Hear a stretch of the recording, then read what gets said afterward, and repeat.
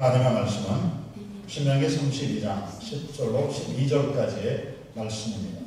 우리 모두 한 목소리로 함께 공독을 하도록 하시겠습니다.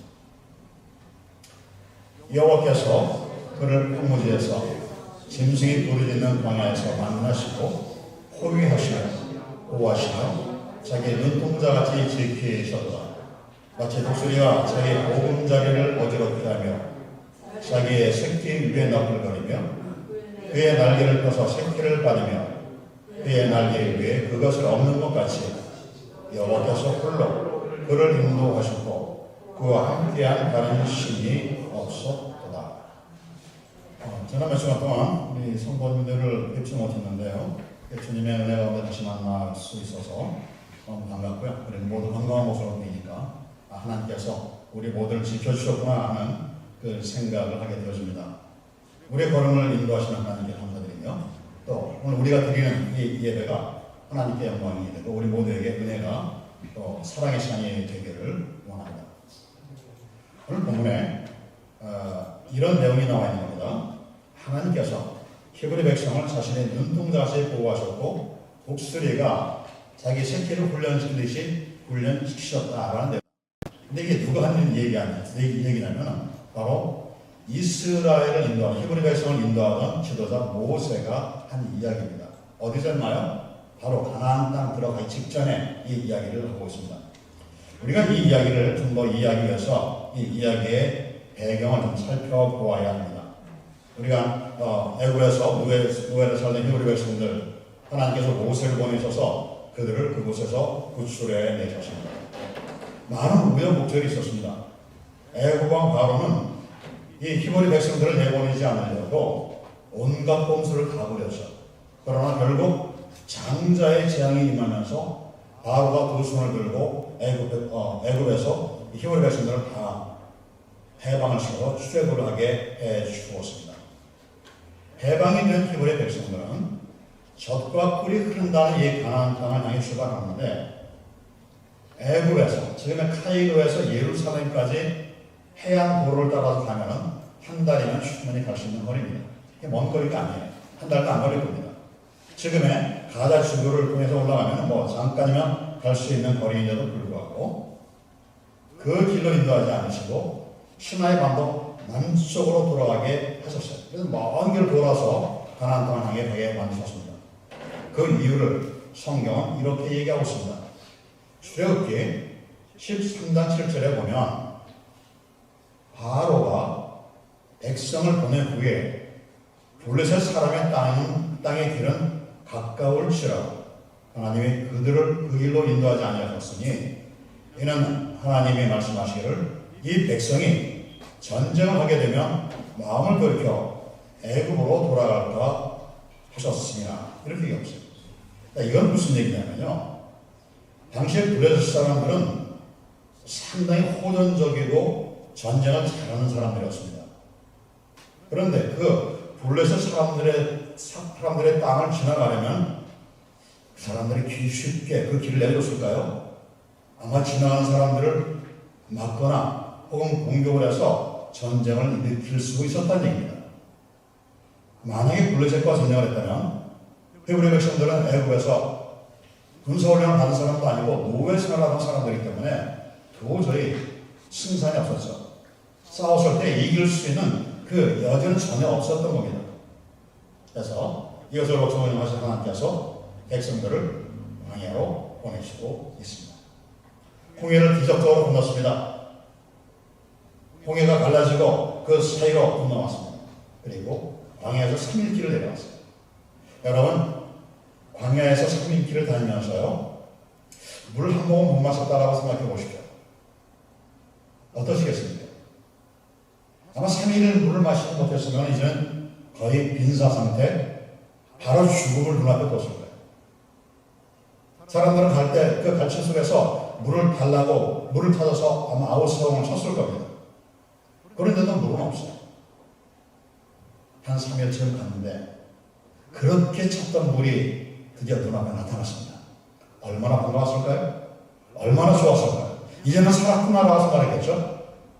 물을 마시려고 가보니 그 물은 마실 수 없는 물이에요. 쓴 물이에요.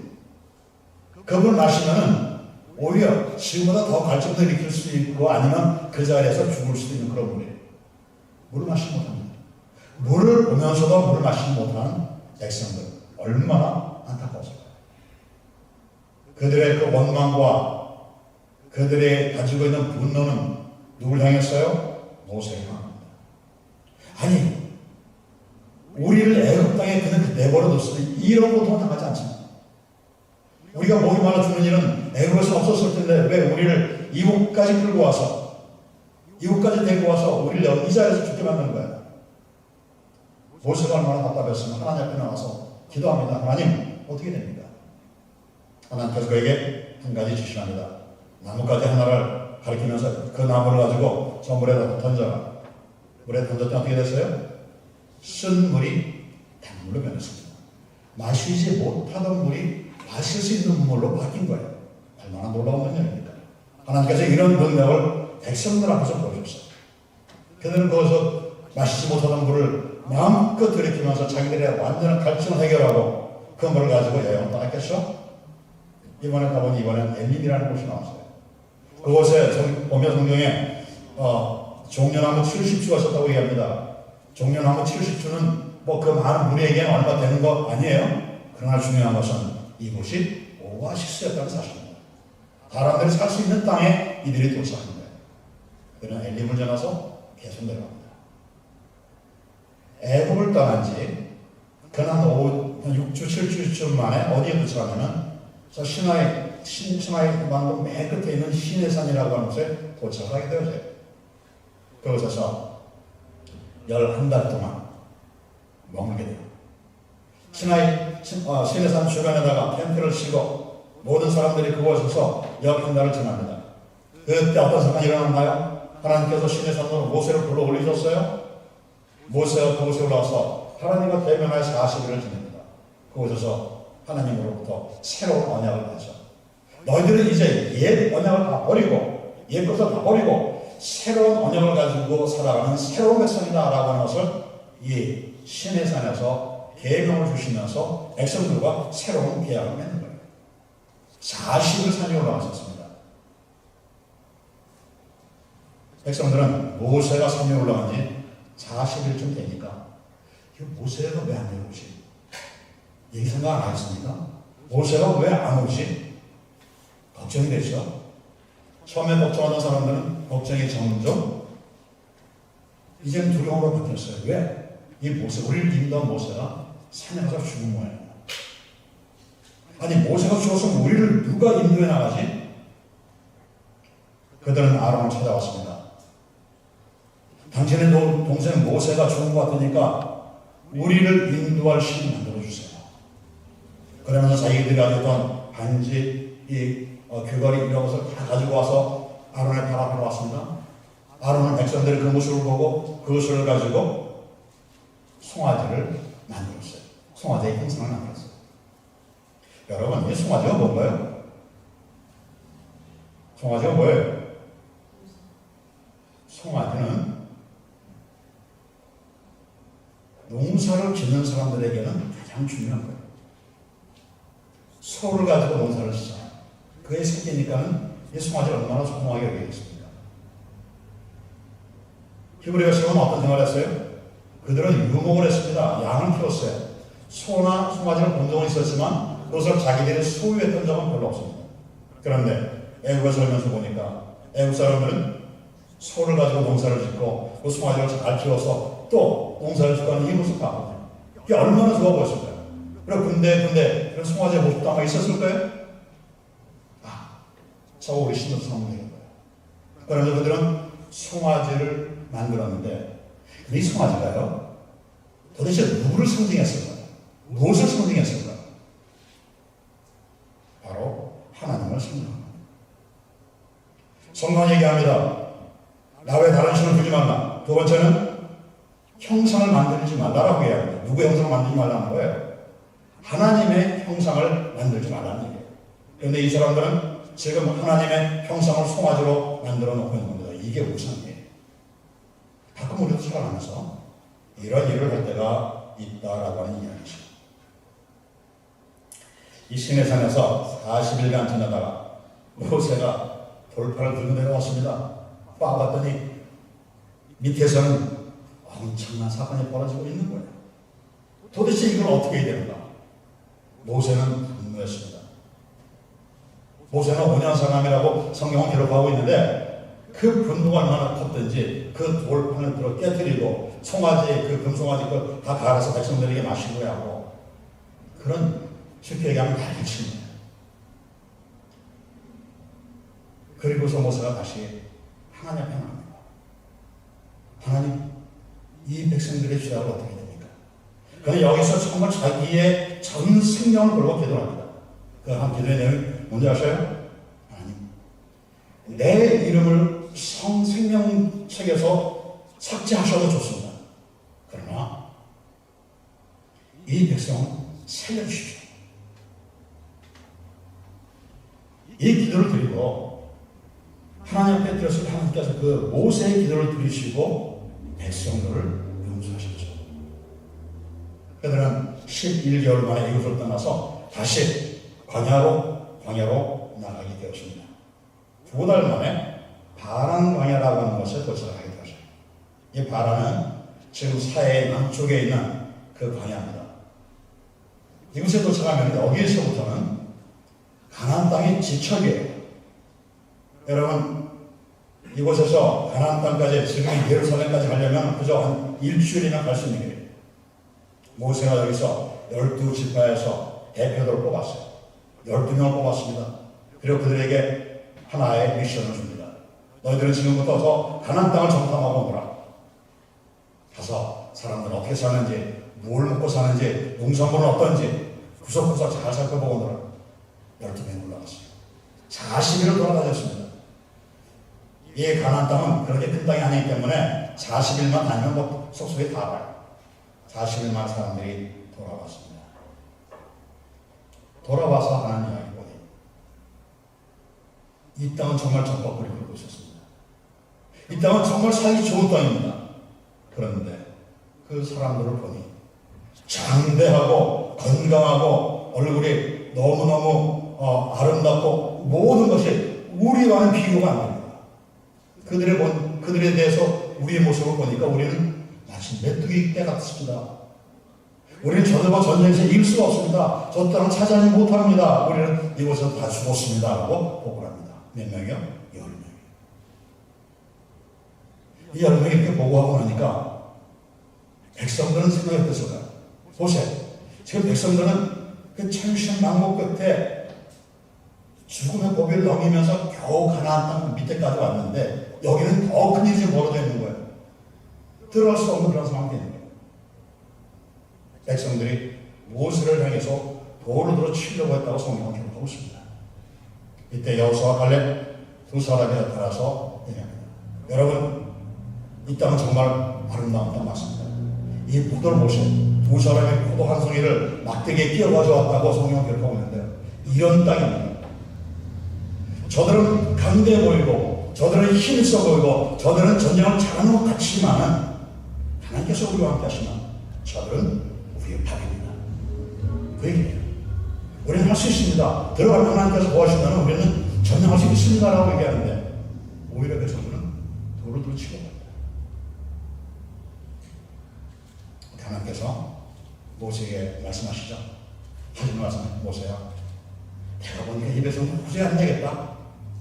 내가 이 백성들을 전부 쓸어버리고 그리고 새로운 사람들로 새로운 백성 만들어야 되겠다. 그 얘기를 하셔요.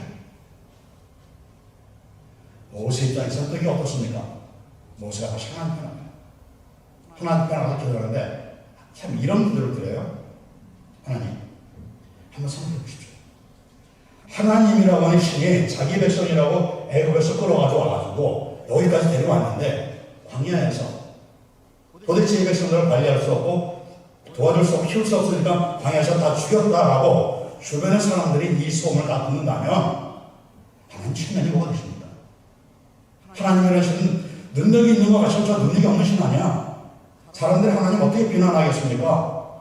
그 비난을 어떻게 하시렵니까? 하고 하나님하고 이 딜을 하는 거예요. 대면하는 거예요. 하나님 앞에서 자기의 이야기를 하나님의 그 마음을 이렇게 움직이기 위해서 온갖 일을 다 합니다. 하나님께서 그 얘기를 듣고 나서 그렇다면 내가 한 번 더 이 백성을 살리겠다. 그런 한 가지 조건이 있어. 애굽에서 나올 때 20세 이하의 사람은 가나안 땅에 들어갈 것이고 20세 이상 되는 사람들은 다 광야에서 내가 사라지게 할 거야. 그리고 여호수아 갈렙, 그는 어려운 가운데서도 나를 믿었기 때문에 그들은 가나안 땅에 들어갈 것이고 그들의 후손이 가나안 땅을 차지할 것이다. 이렇게 얘기를 해주시고 있습니다. 그 이후로 그들의 발걸음은 가나안 땅을 향한 것이 아니라 반대 방향을 향해서 다시 내려오요. 그러면서 그들이 지나간 곳이 신광야를 지나고 에돔 광야를 지나고 아란 광야를 온갖 광야를 다 돌아다닙니다. 왜 광야를 왔을까요? 거기에는 이들 공격할 수 있는 사람들이 없었어요. 도시로 가면은 그 도시민들과 전쟁을 해야 되지만은 광야에 나온 사람이 없기 때문에 어디를 가도 괜찮아요. 그런데 광야에 먹을 게 있습니까? 광야의 그 뜨거운 더위와 또 추운 그 추위를 어떻게 견뎌요? 근데 하나님께서 이 문제를 해결해 주셨잖아요.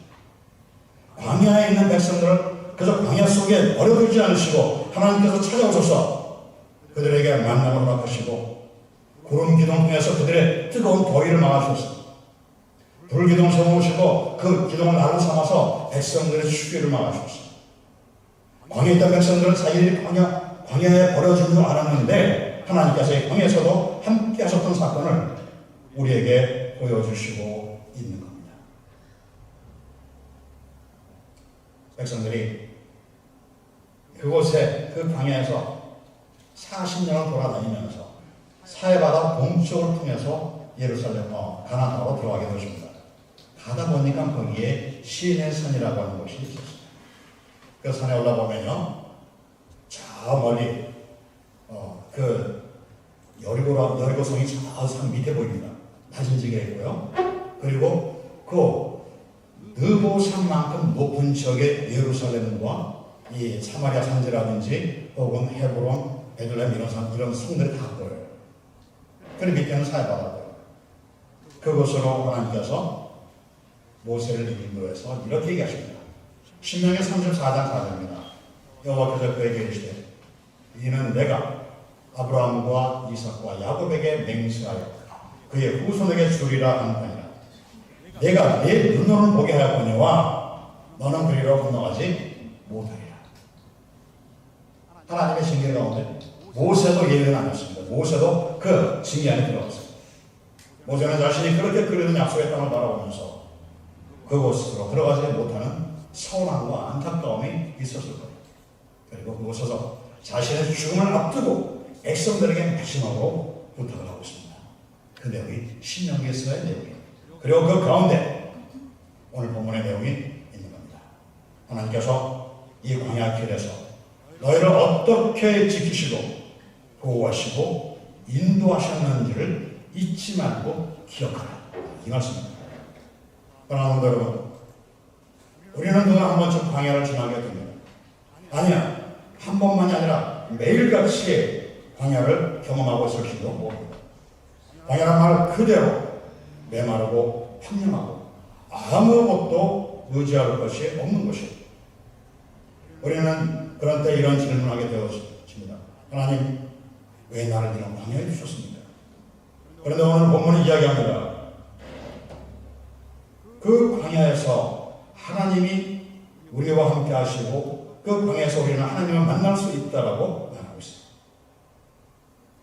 이 말씀 속에서 광야에서 역사하시는 하나님의 손길을 경험하시기를 원합니다.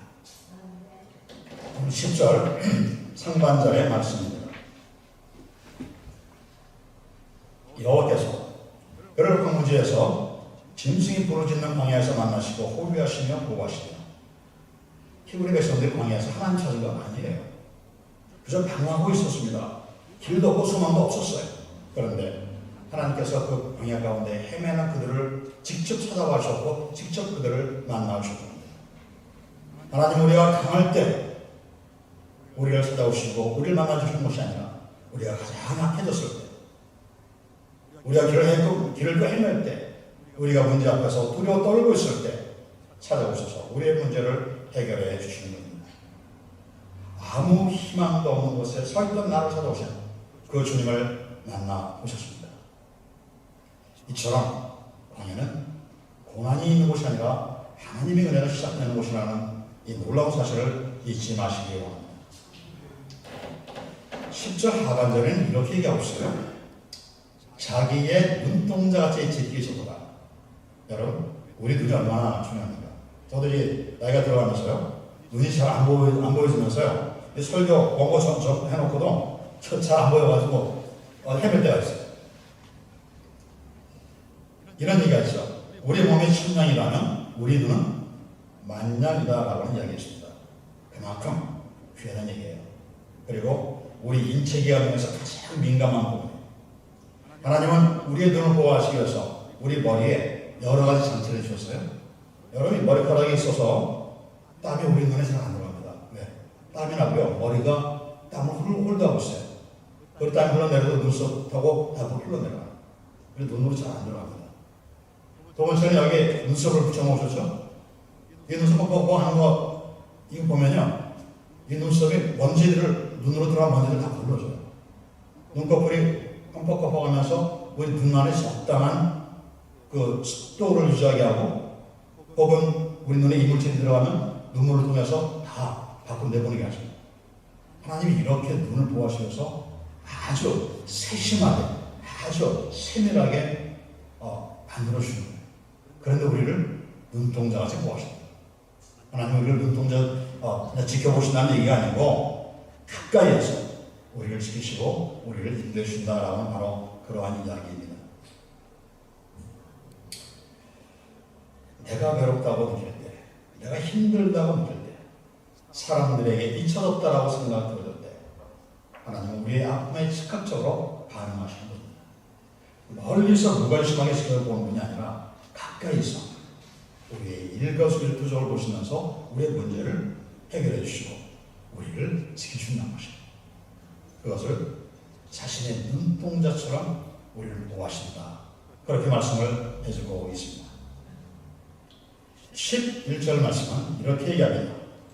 마치 독수리가 그 보금자리를 어지럽게 하며 그 새끼 위에 너풀거리며 그 날개를 펴서 새끼를 받으며 그 날개 위에 그것을 얻는 것 같이.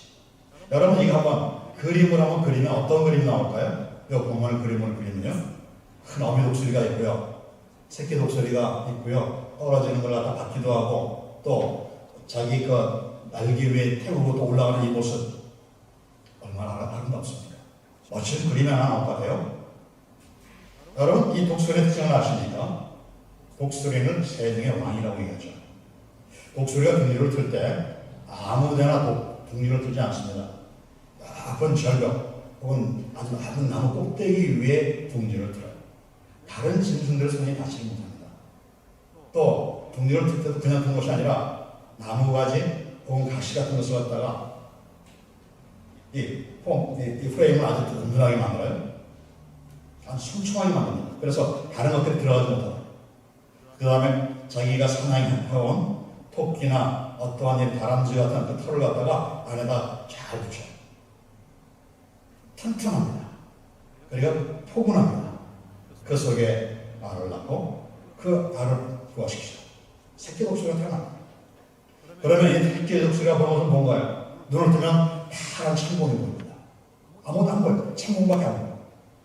그리고 있으나 어미가 물어다주는 먹이를 그저 입만 벌려 받아먹듯이 얼마나 좋습니까? 독수리의 둥지이기 때문에 다른 짐승들이 감히 범접을 못합니다. 오질 못해요. 평안, 안전하고 배부르고 그야말로 모든 것이 만족한 그런 삶을 살아요. 시간이 지나갑니다. 어느 날 보니까 어미 독수리가 먹이를 안 줘요. 먹을 걸 안 주는 거예요. 새끼를 생각하기로 우리 엄마가 오늘 잊어버렸나? 아침에도 안 주고 저녁에도 안 줘요. 다음 날도 또 안 줘요. 배고플 거 아니에요. 엄마 배고파요. 그런데도 독수리는 안 줘요. 그러면 나오랍니다. 동지로 나오라는 거예요. 근데 뒤집기 독서는 나올 생각이 없어요. 왜? 여기가 좋잖아요. 안전하고 따뜻하고 모든 것이 완벽하게 된 여기를 왜 떠나요? 나가기 싫어요. 안 나간다고. 그때 아메 독서리 하는 얘기 뭐예요? 날개를 흔들면서 둥지를 흔든다라고 성경은 기록하고 있습니다. 둥지를 흔들고 그러다 안 나오니까 이번에는 안에 있던 모든 그 털들을 다 끄집어냅니다. 뭐만 남아요? 나무 가지만 남잖아요. 나무 가지가 남으니까 그 나무 가지들이 새끼가 다 찔러대기 시작하는데 아파서 안 나오고 못 괴기는 거예요. 어쩔 수 없이 나옵니다. 나와봤더니 어미가 저기에다가 먹을 거는 물어다 놨어요. 이제는 내 발로 걸어가야 됩니다. 자기 발로 걸어가고 자기 날개를 퍼덕이면서 먹인 데까지 가서 먹은 것을 먹었어요. 그러기를 또 맨날 며칠 지났습니다. 어미가 이 독수리를 데리고 공중으로 가요. 공중에 떨어졌대요. 아직은 날지 못하기 때문에 날개를 퍼덕거려보지만 퍼덕거릴 뿐이지 그냥 나무 토막처럼 떨어지는 거예요. 떨어지는 새끼를 보면서 어미 독수리가 다시 손절같이 내려와서 그 독수리를 채가지고 올라갑니다. 그리고 다시 떨어뜨립니다. 이 일을 수도 없이 반복을 해요. 오늘 그날도 마찬가지로 이 어린 새끼를 데리고 올라갔어요. 떨어뜨렸어요. 더 이상 떨어지지 않습니다. 자기의 날개로 납니다. 어미와 함께 같이 날면서 푸른 창문을 즐기면서 온 세상을 내려다보는 그러면서 세중의 왕으로 다시 거듭나는 이 모습을 볼 수 있습니다. 태풍이 불어오고 비바람이 몰아치면 세상의 모든 잡새들은 자기의 둥지로 혹은 구멍 속으로 다 숨어버립니다. 그러나 독수리는 달라요. 폭풍우가 몰려오면 그 폭풍우를 거스르면서 그 폭풍우를 타고 높이 치솟아 올라서 구름 위에서 찬란하게 빛나는 그 태양을 즐기는 이 모습을 우리가 볼 수 있게 되었습니다. 이런 훈련을 통해서 어린 독수리는 세상의 왕으로 다시 거듭나게 되었습니다. 여러분, 하나님께서 히브리 백성을 그렇게 하셨습니다. 편안한 애굽의 노예살에서 하나님을 믿고 따르게 하셨습니다. 광야에서 금주를 하셨습니다. 그 가운데서 하나님을 신뢰하는 훈련을 시켜줬습니다. 힘들었지만 결국 독수리처럼 인도하셨습니다. 사랑하는 여러분, 하나님께서 우리의 삶을 흔들고 계시지 않습니다. 편안했던 우리의 자리에서 떨어뜨리지 않으십니다. 하지만 그것은 우리를 해치려고 망하게 하려고 하시는 것이 아니라 날게 하시려는 훈련입니다. 우리가 추락해서 죽는 것 그대로 방치하지 않으십니다. 우리가 바닥에 떨어지기 전에 하나님은 능력의 손으로 우리를 받아주십니다. 말씀을 정리합니다.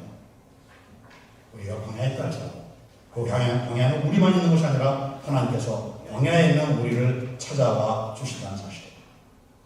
찾아오셨고 그리고 그 광야에 있던 우리들을 하나님이 자신의 눈동자처럼 보호해 주신다고 하는 사실입니다. 독수리처럼 우리를 훈련시키시고 다시 한번 하나님의 백성으로 거듭날 수 있는 하나님의 일을 감당할 수 있는 그런 인물로 만들어 주신다는 얘기예요. 우리 중에 어떤 분들은 인생의 광야를 걷고 계신 분이 있을 수도 있습니다. 그것은 외롭고 무섭고 그런 곳입니다. 그러나 그곳이 하나님을 가장 깊이 만날 수 있는 자리입니다. 하나님은 그곳에서 우리들을 만나시기 원하시고 있습니다. 그리고 이 모든 과정이 하나님의 훈련임을 잊지 마십시오. 기도하시겠습니다.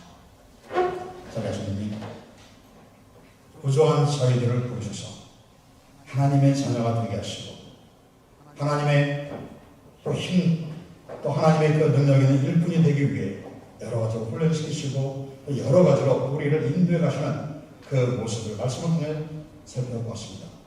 바라옵기는 저희들이 어떤 곳에서 어떤 일을 한날지라도 주님께서 우리의 보호자여 우리 인도자여 우리를 훈련시키시는 분이라고 하는 이 놀라운 사실을 잊지 않고 주님의 훈련 가운데 모든 것을 이겨 하나님의 훌륭한 군사가 될 수 있도록 도와주옵소서.